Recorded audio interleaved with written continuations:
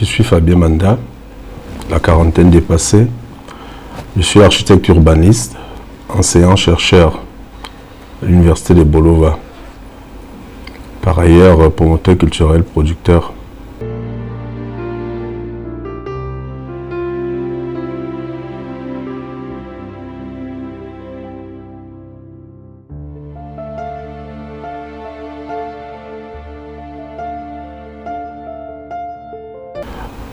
S'il faut être sincère, il n'y a pas beaucoup d'Africains qui connaissent réellement ce qu'est un architecte. Donc ça m'est tombé dessus. Tout ce que je sais, c'est que tout petit, j'avais des prérequis. J'aimais bien façonner, fabriquer des choses, faire des moulages, faire des dessins.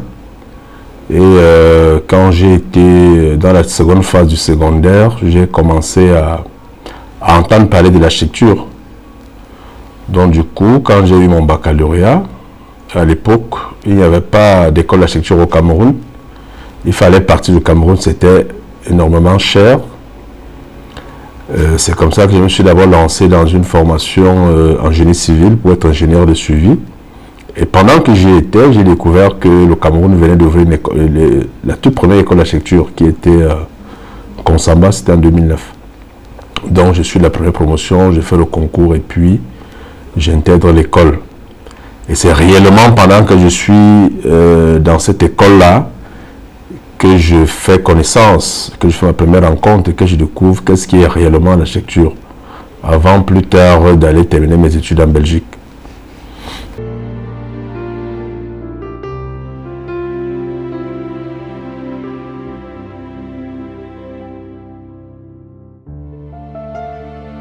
De façon ramassée ou de façon générale, l'architecture est souvent définie. Et d'ailleurs, les définitions de l'architecture sont tellement larges que s'il faut la circonscrire, on peut dire que l'architecture est l'art.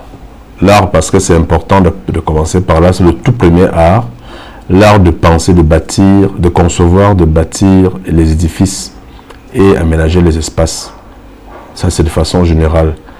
S'il faut expliquer un peu, c'est un métier.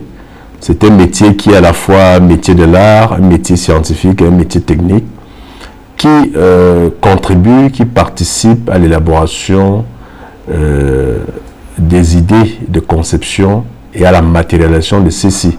Le résultat étant donc celui que vous connaissez, les bâtiments, les villes entières et les bâtisses.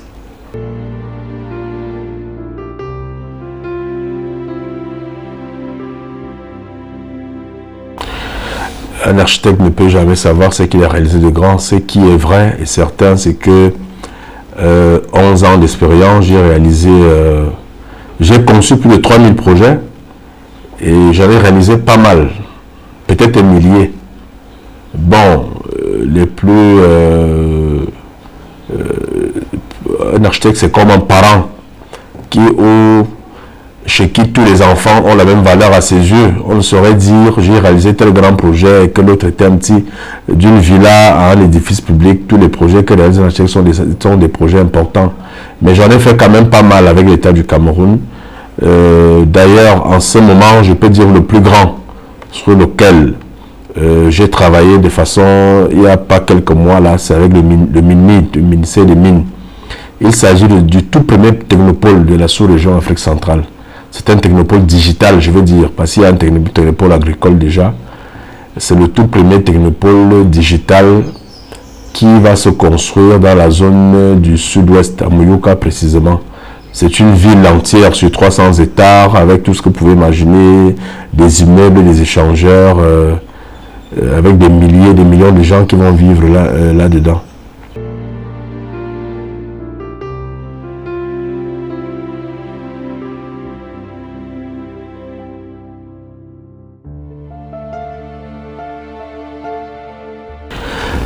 Naturellement, les problèmes sont naturels, d'autant plus que l'Afrique en général, le Cameroun en particulier, sont en train de rentrer dans le concert de la mondialisation. Et qui dit mondialisation, pas dit urbanisation moderne. La façon modifiée, la façon de vivre en ville. Alors, le plus grand problème auquel les architectes sont confrontés, c'est justement que les villes d'urbanisation, je veux dire la construction des villes a précédé l'urbanisation dans la plupart des villes africaines.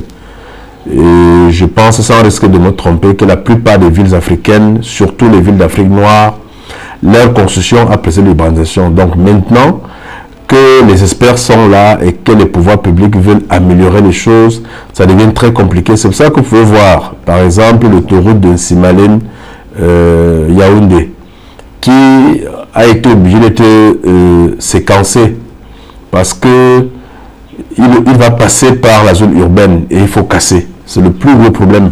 C'est qu'à chaque fois, il faut casser. Si les politiques africaines pouvaient penser les villes avant qu'elles soient construites, ça aurait été mieux. Mais puisque les villes sont déjà là et que les gens, avec les zones rurales qui se fait, les gens habitent déjà, on est souvent confronté par ce problème-là, qui est celui de soit des déguerpissements, des délogements, ou même des discussions tout simplement.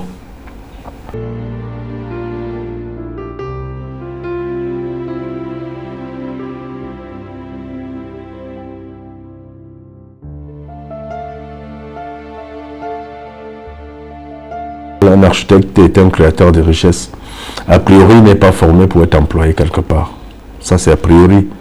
La formation en architecture est tellement dense, figurez-vous. Vous avez 5 ans de cours théoriques, 2 ans de cours pratiques, ça fait 7 ans au total. Quand vous sortez de là, vous êtes suffisamment aguerri, vous avez des cours de management, vous avez des cours de création de richesse et tout. Vous avez une formation complète qui vous permet, pour la plupart, de vous installer à votre propre compte. D'ailleurs, c'est ainsi qu'un architecte s'exprime mieux. Si on ne peut pas ignorer le fait que de façon générale, le problème de chômage se fait ressentir dans les pays africains et surtout au Cameroun. Donc les diplômés en architecture ne sont pas épargnés. Mais en tant qu'expert, je peux vous rassurer qu'un jeune architecte qui est formé, il est d'abord formé pour créer, pour inventer, pour trier, pour améliorer. Et il n'est pas forcément formé pour aller s'asseoir derrière un bureau, bien que l'administration aussi a besoin des architectes pour accompagner les projets de l'État.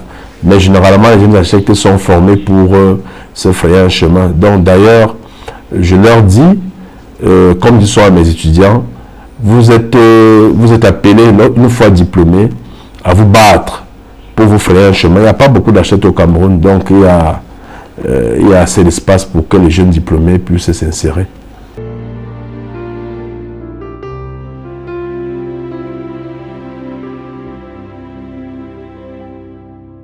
J'emploie généralement les jeunes que je forme et puis j'ai aussi des collaborations avec des confrères, que ce soit ingénieurs ou architectes, selon le projet sur lequel nous travaillons. Mais la plupart des jeunes avec lesquels je travaille, c'est des jeunes que j'ai formés moi-même dans les universités et certains ici au cabinet.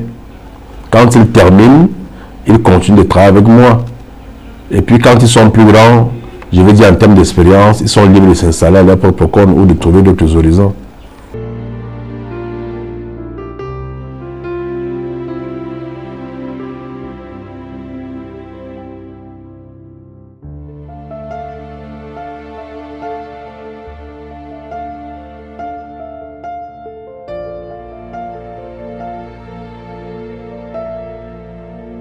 C'est le cerveau de l'architecte qui peut remplir toutes ces conditions.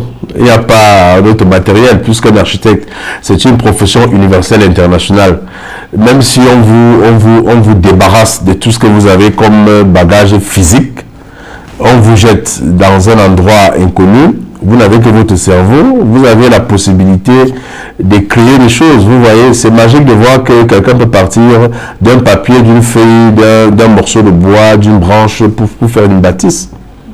Donc, on a juste besoin du cerveau d'un architecte. C'est lui qui sait comment il peut rendre un bâtiment à la fois beau, confortable, esthétique et surtout intégré dans l'environnement sur lequel le bâtiment sera construit.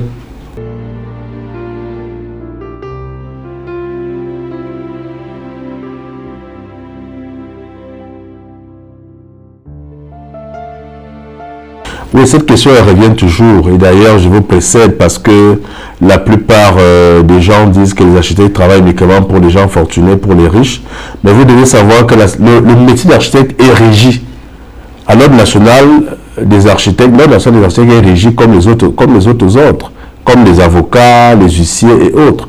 Nous touchons l'architecture des honoraires et des missions. Alors, les honoraires sont connus. Ces honoraires dépendent généralement du montant du projet, de la valeur du projet. Et même nos honoraires ne sont pas en marge des honoraires qui sont pratiqués à l'international. Mais je dois quand même rappeler que non, il n'y a pas un montant précis. Je dois quand même rappeler que l'architecte a d'abord un rôle social, pour que vous compreniez. Le rôle social de l'architecte l'amène, ou alors même l'oblige, à tendre la main, à accompagner toute personne qui veut se bâtir. Peu importe ses avoirs, il n'y a pas de présélection à ce sujet. Donc le commun des gens qui pensent que aller voir un architecte, c'est déjà aller enterrer des millions avant même que le projet n'ait commencé, c'est à tort. Il faut bien que les gens sachent que c'est vrai, l'architecte touche des honoraires, mais ces honoraires en même temps ne sont pas gratuits. Parce que les gens pensent qu'on donne de l'argent à l'architecte gratuitement. C'est celui qui vous accompagne dans votre projet, qui vous aide à mieux comprendre votre projet, à réduire les coûts de construction, à améliorer la qualité de votre ouvrage et même à réduire le temps de construction. Vous voyez, c'est pour ça qu'on paye un architecte, ce n'est pas pour ses beaux yeux. Dans la question des honoraires, des coûts élevés des architectes, bien que on peut dénoncer ici dans certains cas la concurrence déloyale, mais comme je vous ai dit, la profession est régie, les honoraires sont connus, mais chaque architecte est libre de négocier un montant d'honoraires avec son client et même de faire un projet gratuitement, ce n'est pas interdit. Donc si un client arrive au bureau, on lui présente la grille de prix, la grille tarifaire. D'ailleurs, chaque cabinet a ses barèmes, mais qui respecte les textes de l'ordre national et de l'UNICEF. Par la suite, l'architecte est libre, comme je vous l'ai dit, de négocier son prix. Il peut décider de faire, pour un projet de 100 millions, il peut décider de prendre 1 million, par exemple. Un autre va prendre 10 millions, vous voyez. Mais jusque-là, ce n'est pas encore déloyal, parce que c'est lui qui décide. Ce serait déloyal si, au lieu de prendre, par exemple, 1 million ou 2 ou 3, il va demander 50 millions pour un projet de 100 millions. En ce moment-là, ce n'est pas correct. Et d'ailleurs, vous devez savoir que les honoraires sont dégraduels. Dégraduel, ça veut dire que plus le montant du projet est élevé, moins on touche. Parce que sinon, les gens seraient extrêmement riches. Bon, moi, je ne suis pas encore riche. Hein. Je suis encore dans la gamme moyenne.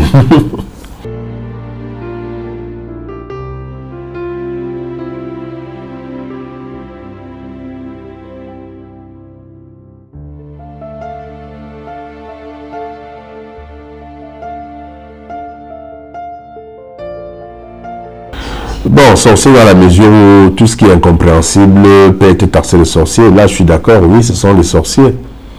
Des pouvoirs magiques aussi, oui, puisque tout ce qui est incompréhensible est considéré, peut être taxé de magie. Oui, c'est vrai, mais pas au sens péjoratif.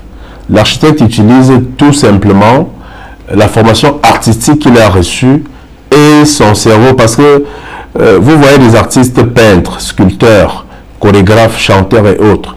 Ils vont chercher dans la deuxième dimension de l'être, de l'esprit.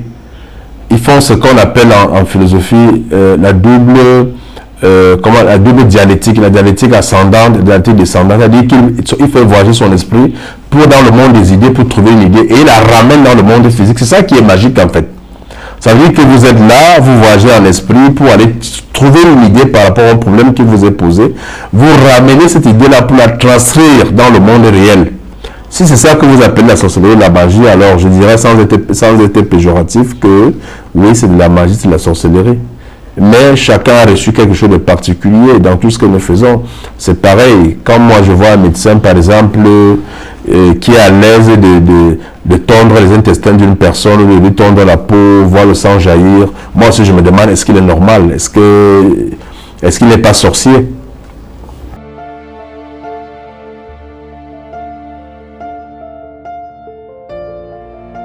Vous devez savoir que Fabien Manda, en tant qu'individu, je suis un homme multiple, mais en tant que chef d'entreprise, l'entreprise Golden que je dirige, la holding Golden que je dirige, compte à son sein 8 entreprises étendues dans des domaines différents. Alors, comme on dit, l'homme propose, Dieu dispose. J'aimerais bien que dans à peu près 15 ans, dans mes 60 ans, que je puisse devenir juste un coordonnateur, c'est-à-dire quelqu'un qui a déjà travaillé et qui est un coordonnateur des entreprises qui, Dieu voulant, a succès.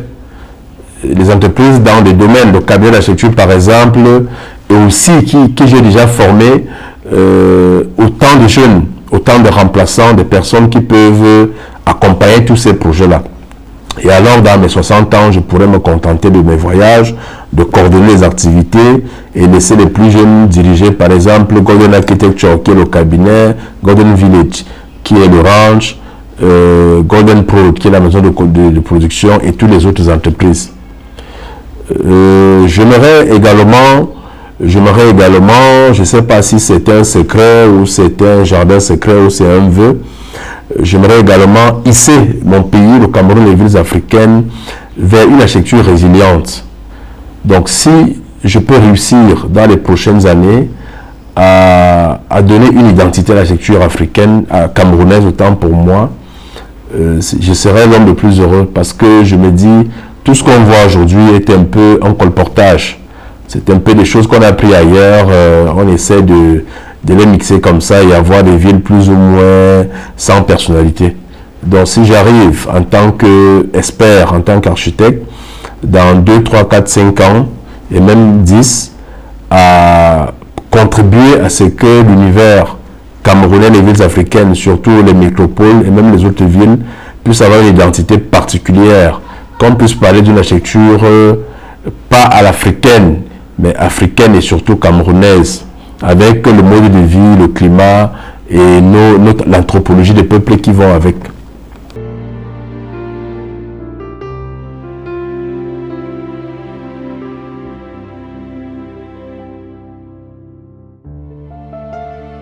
C'est un métier passionnant, c'est un métier d'avenir. Il n'y a pas beaucoup d'architectes au Cameroun, il faut que les jeunes se forment, qu'ils se fassent surtout bien formés. Parce qu'il y a une différence entre être un architecte et être un bon architecte. C'est important cette nuance. Et l'autre conseil que je vais leur donner à l'heure de la mondialisation des TC et des NTIC, ils ne doivent pas être en marge des nouvelles techniques de l'information et de la communication. C'est très important. Mais surtout, s'il y a un noté bien à dire à la jeunesse qui compte faire carrière dans les domaines de l'architecture, faites attention à l'IA. Utilisez l'intelligence artificielle, mais ne la remplacez pas par votre cerveau. L'intelligence artificielle doit vous servir pour mieux présenter, votre travail et non pas pour remplacer votre génie créateur, votre ingéniosité.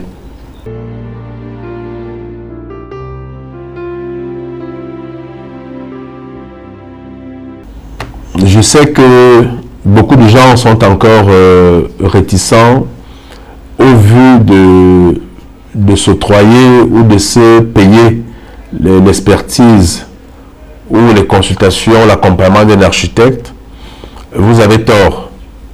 L'architecte a d'abord un rôle social et chacun de nous a le devoir d'habiter dans une maison confortable, peu importe son budget. Donc, un projet d'aménagement, un projet de bâtiment, un projet de ville, ça commence toujours par un architecte, ça finit par lui. C'est pour ça que vous pouvez voir qu'il y a des bâtiments qui s'étroulent, il y en a qui sont mal faits, vous-même parfois dans vos maisons, vous êtes mal à l'aise. Il faut commencer vos projets par des architectes. C'est l'architecte qui porte l'idée du projet, qui l'accompagne de la conception à la réalisation et qui peut vous garantir une meilleure qualité de vie dans le bâtiment pour lequel vous avez souscrit. N'ayez plus peur d'aborder les architectes, d'aller dans les cabinets d'architecture. D'ailleurs, vous êtes venu aujourd'hui, on vous a accueilli. Peut-être que vous-même, vous avez des projets particuliers. On sera toujours ravis de vous accompagner, parfois pour un franc symbolique.